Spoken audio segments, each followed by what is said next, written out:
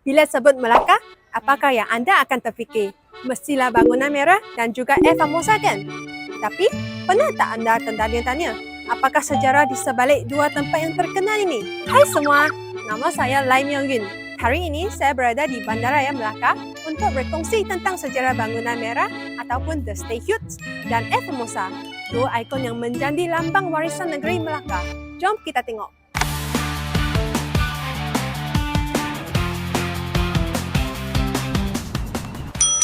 Sekarang saya berada di Bangunan Merah.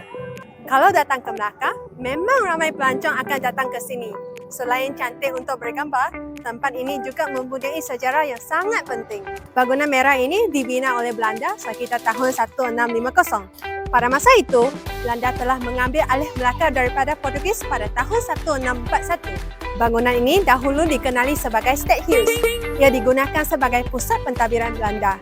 Gubernur Belanda bekerja di sini dan banyak urusan penting seperti pentadbiran, mesyuarat dan hal kerajaan dijalankan di bangunan ini.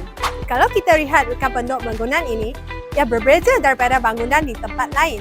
Seni binanya mengikut gaya Belanda dengan dinding yang tebal, tingkap yang besar dan bumbung yang tinggi. Semua ini membantu bangunan menjadi lebih tahan lama. Ramai orang fikir bangunan ini memang dibina dengan warna merah sejak awal. Sebenarnya tidak.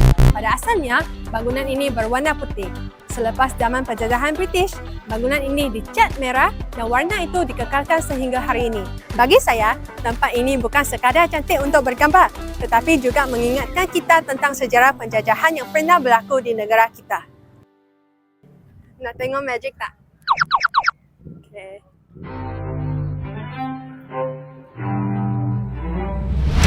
Sekarang kita berada di Air Formosa. Air Formosa merupakan salah satu kubu paling tua di Asia Tenggara yang masih wujud sehingga hari ini. Kubu ini dibina oleh Portugis pada tahun 1511 selepas mereka berjaya menawan Melaka. Pada masa itu, Melaka ialah sebuah pelabuhan yang sangat penting. Pedagang dari China, India, Timur Tengah dan negara lain datang ke Melaka untuk berniaga. Oleh sebab Melaka sangat penting, Portugis membina kubu ini untuk melindungi bandar daripada serangan musuh dan menguatkan kuasa mereka di sini. Pada asalnya, Air Formosa bukan sekadar pintu gerbang yang kita lihat sekarang. Dahulu, kubu ini sangat besar.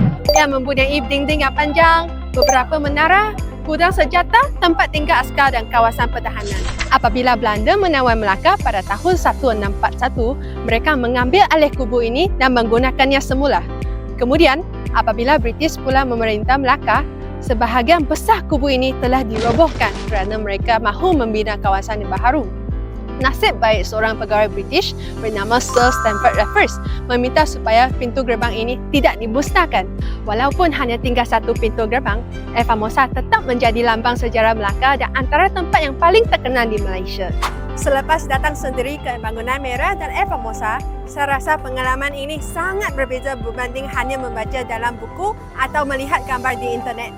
Pada pendapat saya, tempat-tempat bersejarah seperti ini perlu dijaga dengan baik supaya generasi akan datang masih dapat belajar tentang sejarah negara kita. Sebelum saya mengakhiri vlog hari ini, saya ingin tahu sejauh mana orang ramai mengenali sejarah Melaka. Jadi, saya akan bertanya beberapa orang 3 soalan tentang Melaka. Kalau mereka menjawab dengan betul, saya akan bagi RM5. Jom kita tengok soalan 1. Siapakah pengasas Melaka? Pengasas Melaka.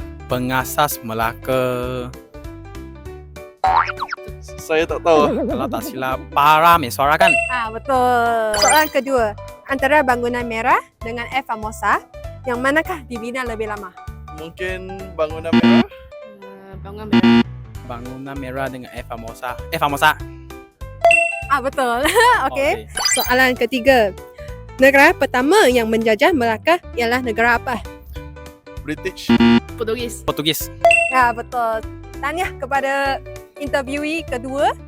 Betul semua. Ni RM5. Terima kasih Kak. Itu sahaja vlog hari ini. Terima kasih kerana menonton vlog saya. Kalau ada peluang, datanglah melawat Melaka dan lihat sendiri keindahan serta sejarah yang ada di sini. Jumpa lagi. Bye-bye.